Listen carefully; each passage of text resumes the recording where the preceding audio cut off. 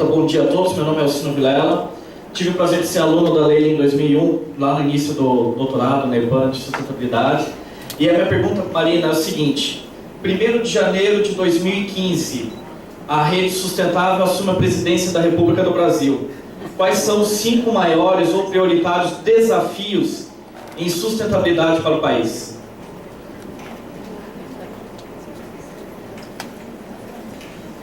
Eu queria fazer uma pergunta como biólogo. Meu nome é Ronilson. A dona Marina falou que, na realidade, o que eu vejo é que alguns políticos não são nem calango nem lagartixas, são camaleões, né?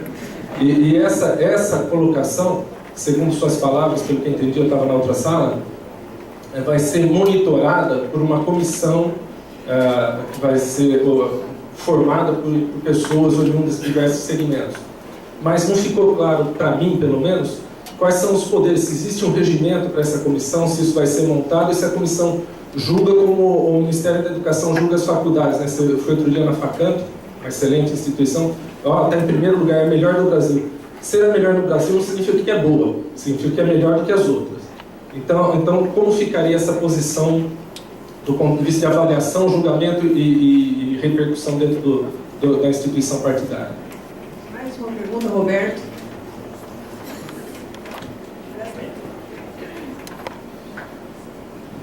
Marina, bom dia. Eu sou Roberto, do programa de aluno doutorado do NEPAN, e eu queria aprofundar um pouco a questão da ciência, já que a gente está aqui, Roberto, numa universidade. As questões ambientais, elas colocam uma certa ambivalência para a ciência, né? A ciência tem grande responsabilidade no desenvolvimento dos problemas ambientais, mas ao mesmo tempo isso joga a responsabilidade de resolver esses problemas.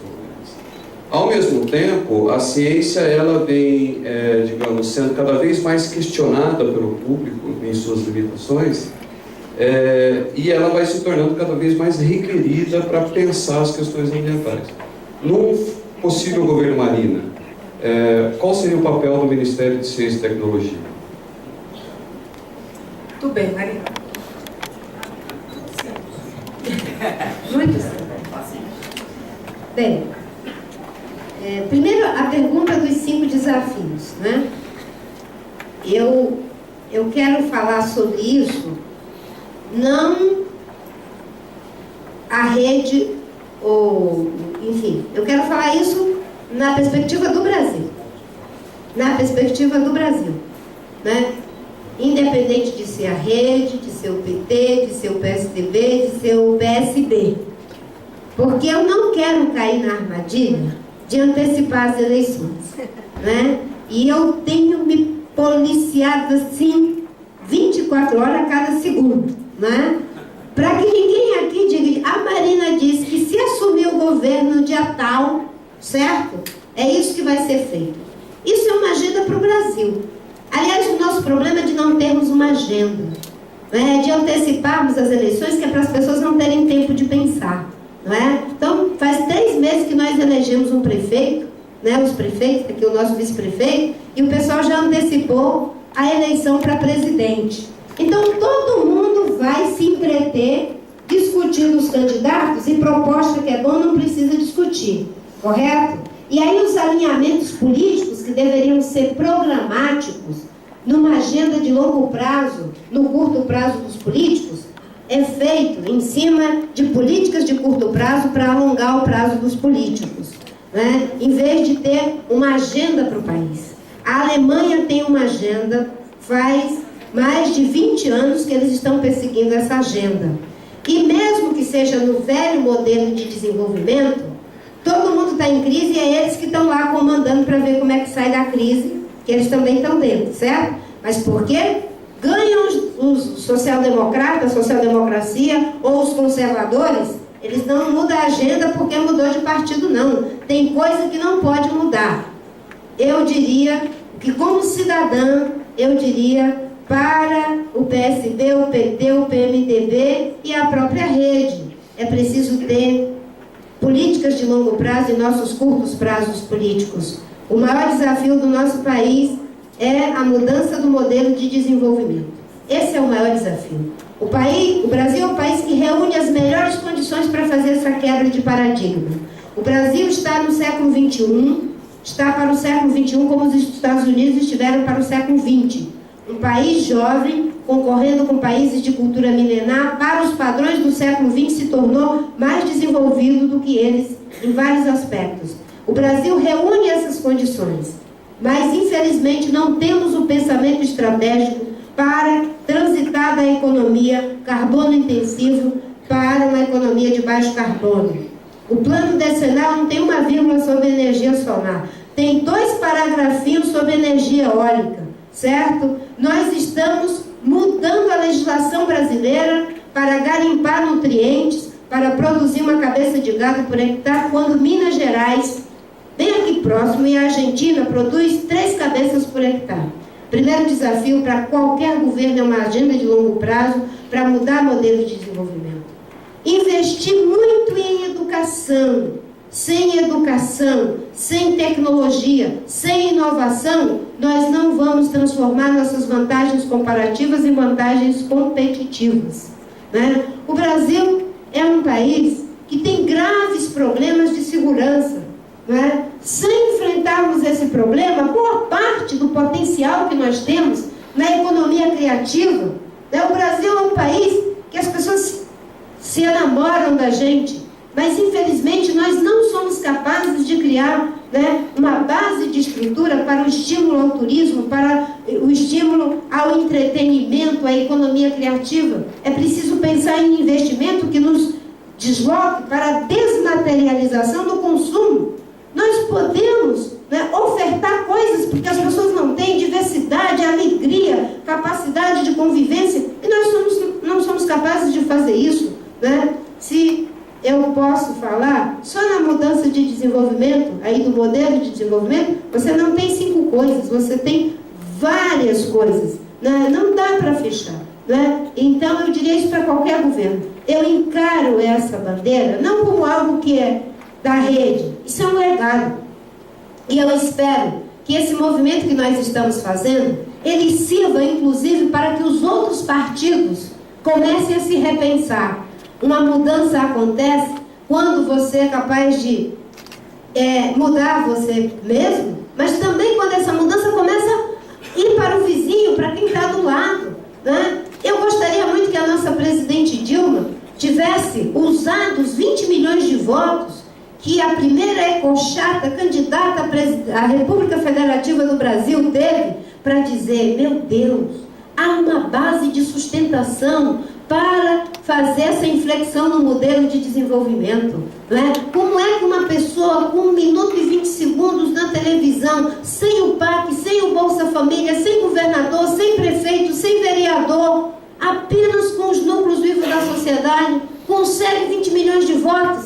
É porque isso é uma ideia cujo tempo chegou. Eu vou usar os meus 80% de popularidade, vou pilotar isso que está aí estagnado, mas já vou criando um novo coração que vai irrigar a nova prosperidade do Brasil do século XXI. Essa é a agenda de longo prazo para o PT, para o PSDB, para o PMDB, mas principalmente para a sociedade brasileira, que é quem deve dar o termo de referência para a rede, para quem quer que queira governar o Brasil. Então, essa, não sei se ajudou na sua resposta. Bem, ainda tem mais uma, né? Que foi dos camaleões, mais 2, né? Político e camaleão, né? Mas existem alguns políticos calangos, sabe? Aqueles calangos que têm a mesma cor.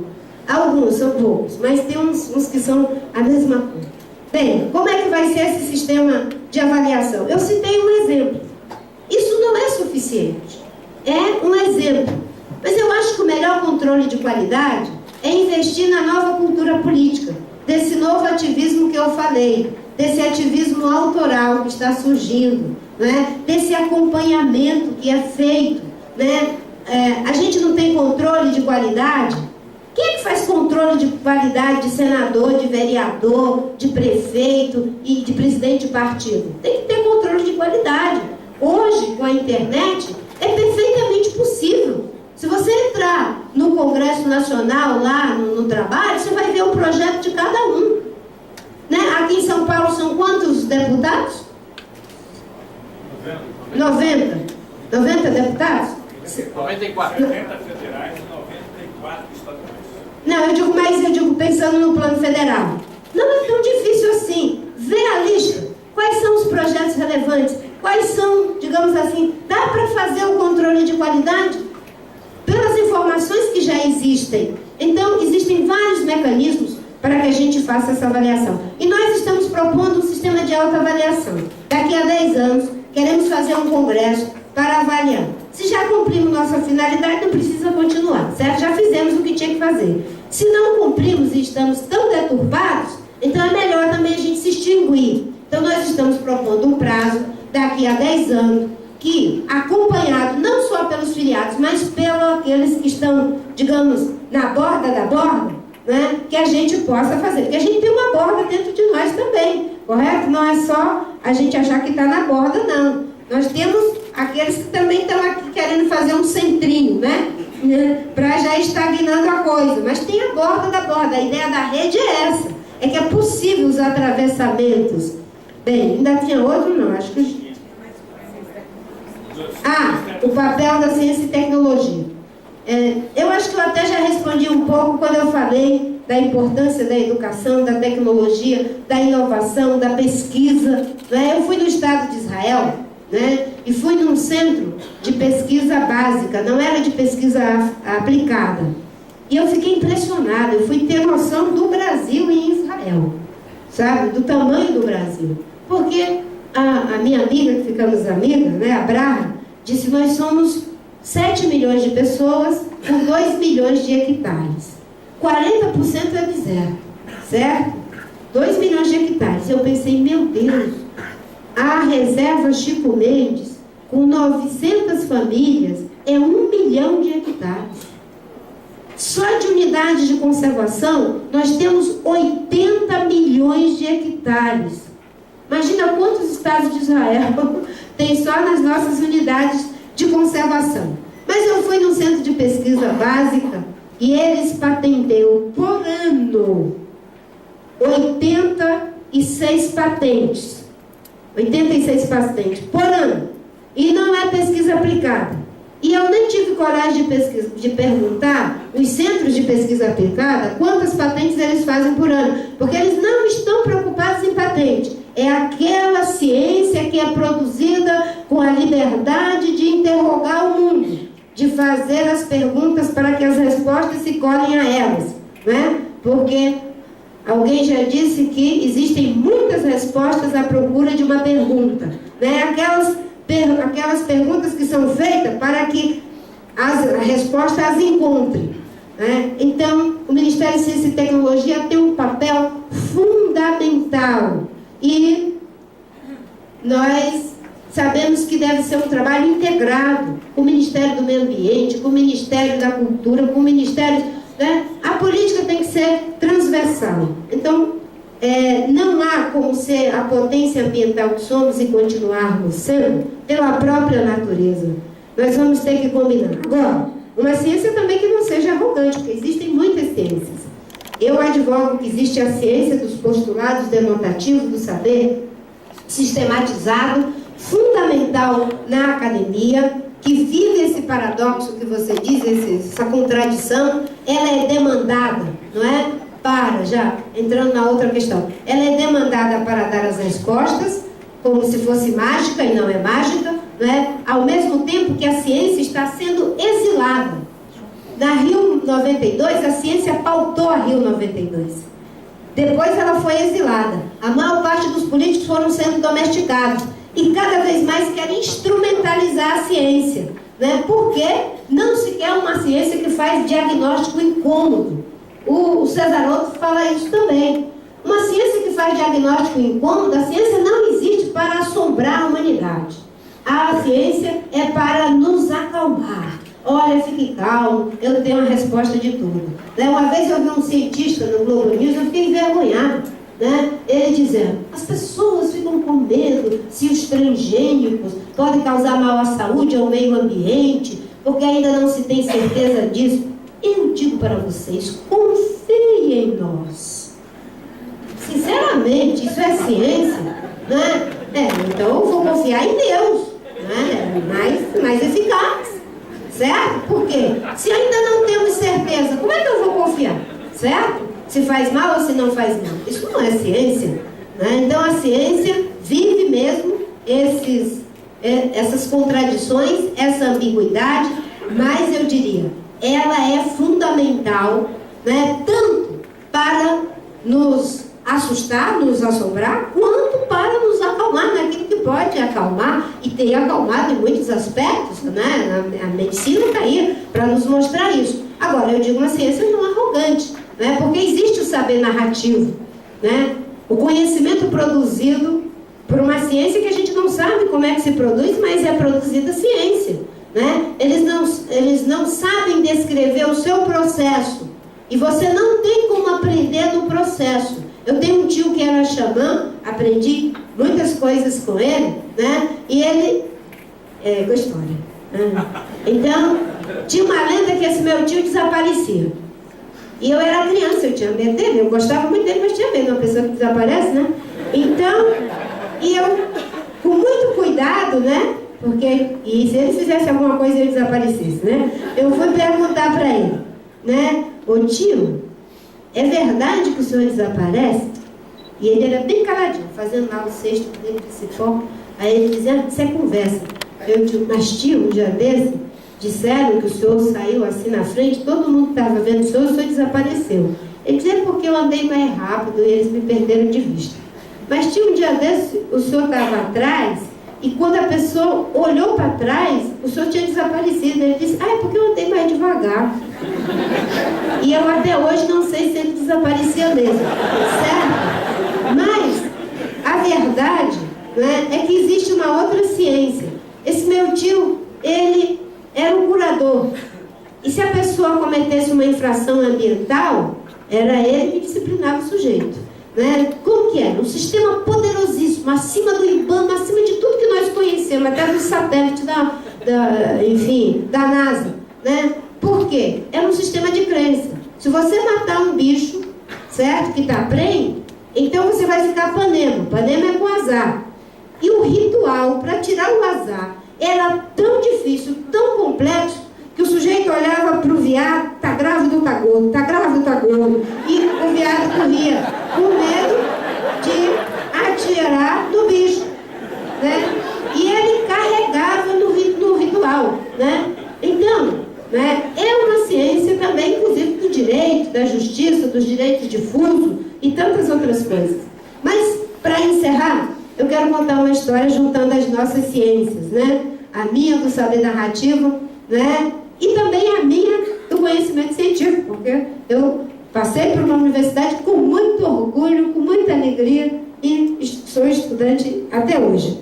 Bem, dizem que foi os estudantes aqui da Unicamp, né, que foram fazer um estudo sobre mudanças climáticas lá na Amazônia.